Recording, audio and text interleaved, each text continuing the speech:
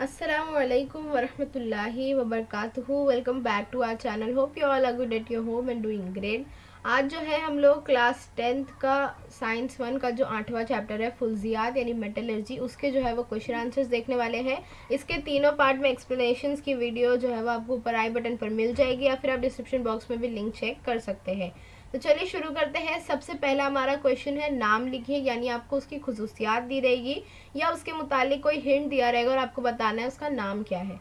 सबसे पहले है सोडियम और पारा की मखलूत धात। तो सोडियम और पारा की जो मखलूत धात यानी उनको मिलाकर जो धात बनाई गई है उसका नाम है सोडियम अमेलगम। उसके बाद एल्यूमिनियम की आम कच्च धात का सालमी ज़ाब्ता तो वो Al2O3.NH2O है। ऑक्साइड जो तुरशा और असास दोनों के साथ अमल करके नमक और पानी बनाता है, तो ऐसा ऑक्साइड जो है वो एल्यूमिनियम ऑक्साइड है।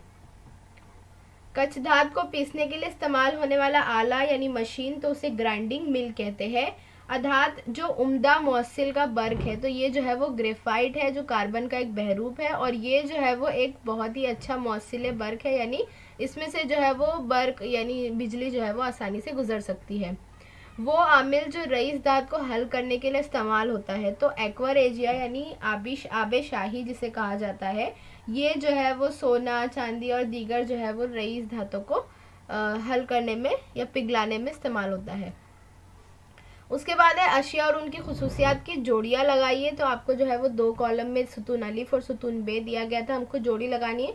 आप या तो पेपर में सुतून अलिफ लिखकर उसके सामने सीधे जवाब लिख सकते हैं, या फिर आप 3 कॉलम बनाकर इस तरह से अपना आंसर प्रेजेंट कर सकते हैं। सुतून अलिफ में जो है पोटेशियम ब्रोमाइड, तो इसका सही जवाब होगा पानी में हल पजीर। सोना तार पजीर, गंधक एहतराक पजीर, गंधक जिसे सल्फर भी कहते हैं, गाइड वगैरह में सल्फर लिखा हुआ है। नियॉन कोई कीमियाई अमल नहीं यानी गैर आमिल होगा ये। उसके बाद एक और जोड़ियां है धात और उनकी कच्च धात की जोड़ियां लगानी है। तो बॉक्साइड इसकी कच्च धात होगी एल्यूमिनियम, कैसिटेराइड की टिन और सिनेबार की पारा। अब है जेल के इस्तिलाहात की वजाहत कीजिए। ये इस्तिलाहात जो है वो एक एक लाइन में आपको सिर्फ इसकी डेफिनेशन लिखनी है, और अगर कोई एग्जाम्पल आपके पास होगी तो आप लोग एग्जाम्पल उसमें ऐड कर सकते हैं। बस ये 1 या 2 मार्क्स के लिए ही पूछी जाती है। फुल्जियात सबसे पहला टर्म है, तो कच्च धातों से धातों की तहसील और उनकी तखलीस करके इस्तेमाल के काबिल बनाने के इल्म और तकनीक को फुल्जियात कहते हैं। ये सारे डेफिनेशंस आपकी टेक्स्ट बुक में मौजूद है। सेकेंड है कच्च धात वो मादनियात जिनसे धातों को बआसानी और कम लागत से अलग किया जा सकता है, उन्हें कच्च धात कहते हैं। मादनियात कुदरत में पाए जाने वाले धातों के वो मुरक्कबात जिनमें कसाफतें शामिल होती हैं मादनियात कहलाती है। और लास्ट है गौंग यानी मादनी मिट्टी। कच्च धातों में धातों के मुरक्कबात के साथ मिट्टी, रेत, पथरीली अशिया जैसी कसाफतें भी शामिल होती है, तो ये कसाफतें जो है वो गौंग कहलाती है। अब है साइंसी वजूहात लिखिए। ये जो है आपको 2 या 3 मार्क्स के लिए पूछी जा सकती है। सब्जी माइल हो जाने वाले तांबे के बर्तनों को साफ करने के लिए नींबू या इमली का इस्तेमाल होता है। तो मरतूब हवा की कार्बन डाइऑक्साइड तांबे के बर्तन की सतह के साथ अमल करती है और तांबे की चमक खत्म हो जाती है, क्योंकि उस पर जो है वो सब्जी माइल कॉपर कार्बोनेट यानी CuCO3 की तह जम जाती है। नींबू या इमली में जो है तेजाब होता है, ये तेजाब जो है वो असासी कॉपर कार्बोनेट के साथ अमल करके वो सब्जी माइल सतह को हल कर लेता है यानी खत्म कर देता है।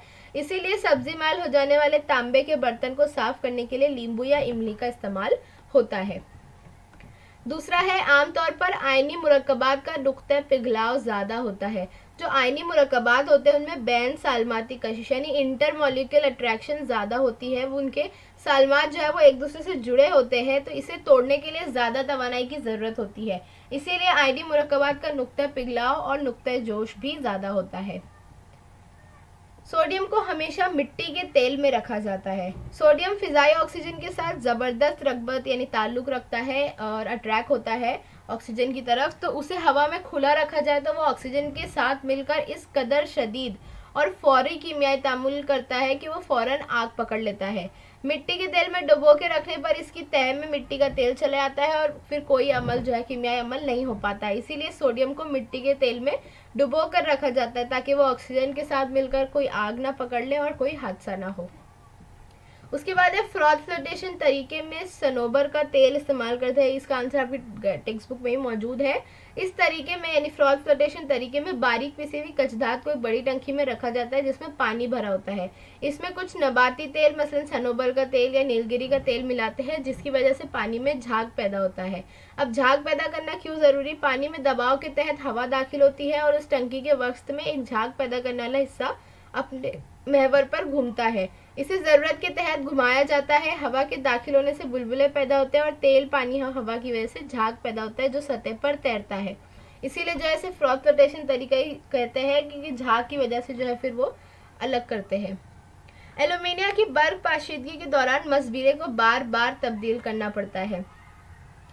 इस तरीके में जो एल्यूमिनियम की बर्फ पाशीदगी का तरीका है उसमें एल्यूमिनियम की स्टेनलेस स्टील में जो है वो की जाती है। टंकी के अंदरूनी जानिब ग्रेफाइट की तय होती है जो मनफी बरकीदे का काम करती है। ग्रेफाइट की सलाखों का एक सेट पिघले हुए बर्गजार में से डुबोया जाता है जो मजबूत बरकीरे का काम करता है। क्रायोलाइट और फ्लोरस्पायर इस आमेजे में मिलाए जाते हैं जिससे नुक्ता पिघलाव कम हो जाता है। मसबीरे पर आज़ाद होने वाले ऑक्सीजन मसबीरे के कार्बन से अमल करके कार्बन डाइऑक्साइड बनाती है। इसीलिए जो है वो मसबीरे को वक्तन फवक्तन बदलने की ज़रूरत है क्योंकि उस दौरान उसकी तकसीद होती है। जब तांबे के सिक्के को सिल्वर नाइट्रेट के महलूल में डुबोया जाता है तो कुछ देर बाद उसकी सतह चमकने लगती है। ऐसा क्यों होता है और उस अमल की कीमिया अमल की मसावात भी लिखनी है। तो जब तांबे के सिक्के को सिल्वर नाइट्रेट के महलूल में डाला जाता है तो कीमिया अमल के नतीजे में ज़्यादा आमिल तांबा सिल्वर नाइट्रेट के महलूल में से कम आमिल सिल्वर को हटा देता है। जो हटाव का अमल हमने पढ़े थे वो होता है और उसकी जगह ले लेता है। कॉपर नाइट्रेट का महलूल बनाता है जबकि हटाई गई चांदी तांबे की सिक्के की सतह पर जमा हो जाती है। नतीजे में सिक्के पर चांदी की तय चढ़ जाती है और वो चांदी की तरह चमकदार बन जाता है। इसकी मसावत बनेगी CuNO3 plus 2Ag equals to Cu plus 2AgNO। Next question है धात A की इलेक्ट्रॉनिक तश्कील 281 और धात B की इलेक्ट्रॉनिक तश्कील 288 है। कौन सी धात ज़्यादा आमिल है और अगर इनका तामुल हल्काए HCl के साथ हाइड्रोक्लोरिक एसिड के साथ किया जाए तो उसको लिखिए। अगर बैरूनी खोल में इलेक्ट्रॉन की तादाद कम हो तो वो धात ज़्यादा आमिल होती है और धात A के आखिरी खोल में A जो है वो धात B के मुकाबले ज़्यादा आमिल होगी क्योंकि उसके आखिरी खोल में जो है वो इलेक्ट्रॉन की तादाद कम है। दी हुई इलेक्ट्रॉनिक तश्कील के मुताबिक धात A का जौहरी अदद 11 है इसीलिए धात A सोडियम होगी और धात B का जौहरी अदद 20 है इसलिए वो मैग्नीशियम होगी। अब दोनों का जो हमको तामुल लिखना है हल्काए HCl के साथ। तो पहले जो है पहली धात A जो है सोडियम उसका तामुल लिखेंगे तो sodium plus hydrochloric acid equals to 2NaCl यानी सोडियम क्लोराइड प्लस हाइड्रोजन। और मैग्नीशियम और हाइड्रोक्लोरिक एसिड का तामुल लिखेंगे तो मैग्नीशियम क्लोराइड और हाइड्रोजन हासिल होगा। अब है साफ सुथरी और नामजद शक्ल बनाएं। ये सारी शक्लें आपकी किताब में मौजूद है। मकनातीसी अलाहिदगी, फ्रॉथ फ्लोटेशन का तरीका शक्ल 8.11, एल्यूमिनियम की बर्फ पाशीदगी शक्ल 8.12, अब आबी अलाहिदगी का तरीका शक्ल 8.9। अब है मंदा जेल के लिए कीमियाई मसावत लिखे, यानी आपको सिचुएशन दी जाएगी और आपको बताना है उस तामुल से जो है वो कौन सी कीमियाई मसावत बनती है। जब एल्यूमिनियम का हवा से ताल्लुक हो तो एल्यूमिनियम को जब हवा में खुला रखा जाए तो एल्यूमिनियम धात की सतह पर बारीक एल्यूमिनियम ऑक्साइड की तह बनती है, यानी एल्यूमिनियम प्लस ऑक्सीजन होता है। हवा में रखा जाए तो ऑक्सीजन से तामुल हुआ और एल्यूमिनियम ऑक्साइड जो है वो तैयार होता है। लोहे का बुरादा यानी इसका छोटे छोटे बारीक बारीक पीस आबी कॉपर सल्फेट के महलूल में डाला जाए तो लोहे के जर्रात कॉपर सल्फेट के नीले महलूल में दाखिल किए जाए तो ज़्यादा आमिल लोहा कम आमिल तांबे को कॉपर सल्फेट के महलूल में से हटाकर खुद उसकी जगह ले लेता है, यानी हटाव का अमल होता है और नतीजे में बेरंग फेरिस सल्फेट बनता है और तांबा अलग हो जाता है। यानी Fe यानी लोहा और CuSO4 कॉपर सल्फेट को मिलाए तो FeSO4 और Cu जो है वो हमें हासिल होगा। फेरिक ऑक्साइड और एल्यूमिनियम के दरमियान अमल वाक़े हो। जब फेरिक ऑक्साइड को एल्यूमिनियम के साथ गर्म किया जाए तो फेरिक ऑक्साइड की तहवील होती है और लोहा अलहदा होता है, यानी अलग हो जाता है। दूसरी जानिब एल्यूमिनियम की ऑक्सीजन के साथ मिलकर तकसीद होती है और एल्यूमिना बनता है। इस तरह तहवील तकसीदी अमल यानी रेडॉक्स तामुल है। कीमियाई अमल के दौरान बहुत ज़्यादा हरारत खारिज होती है और धातें पिघली हुई हालत में दस्तयाब होगी। ये बहुत ज़्यादा हरारत खारिज करने वाला थर्मल तामुल होगा। तो Fe2O3 यानी आयरन ऑक्साइड प्लस एल्यूमिनियम हमने किए, तो 2Fe प्लस Al2O3 यानी लोहा और एल्यूमिना प्लस हरारत हमको जो है हासिल हुई। एल्यूमिना की बर्क पाशीदगी की जाती है। एल्यूमिना की बर्की तहलील के दौरान बर्की तज्जिया खाने में एल्यूमिनियम मनफिरे यानी एनोड पर जमा होती है, जबकि मसबीरे पर ऑक्सीजन जमा होती है। एल्यूमिनियम जो है वो पिघली हुई हालत में हासिल होता है। तो मसबीरे पर अमल देखें तो 2O- से जो है हमको O+4E तकसीद का अमल हुआ, और मनफिरे पर जो है वो तहवील का अमल हुआ, तो हमें एल्यूमिनियम +4E यानी 4 इलेक्ट्रॉन्स हासिल हुए। जिंक ऑक्साइड को हल्काए हाइड्रोक्लोरिक एसिड में हल किया जाता है। तो जब जिंक ऑक्साइड को हल्काए हाइड्रोक्लोरिक एसिड में हल किया जाए तो कीमियाई अमल के नतीजे में जिंक क्लोराइड और पानी बनता है। यह अमल तादील है, यानी ZnO + 2HCl को हम जब मिलाएंगे तो इनके तामुल में हमें ZnCl यानी जिंक क्लोराइड और पानी यानी H2O हासिल होगा। अब है दिए हुए मुतबादिल का इस्तेमाल करके बयान मुकम्मल करें। तो एल्यूमिनिया की तहसील के दौरान डैश, तो आपको 4 ऑप्शन दिए हैं, इसमें सही आंसर होगा जीम। हॉल्स तरीके में बॉक्साइट के एल्यूमिनिया में तब्दीली का कीमियाई अमल। लास्ट क्वेश्चन है, जेल में दी हुई धातों की तेज आमिल धात, औसत आमिल धात और सुस्त आमिल धात में दर्जा बंदी करें।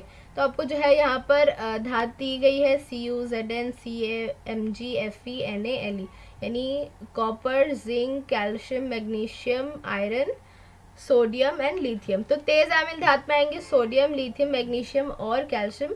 औसत आमिल धात में Zn और Fe यानी जिंक और आयरन, और सुस्त आमिल धात में हमारे Cu यानी कॉपर आएगा। तो यहाँ जो हमारे क्वेश्चन आंसर्स खत्म होते हैं। उम्मीद है आपको समझा होगा। कोई कंफ्यूजन है तो नीचे कमेंट करिएगा। Like, share and subscribe to my channel. Thank you for watching. Bye bye.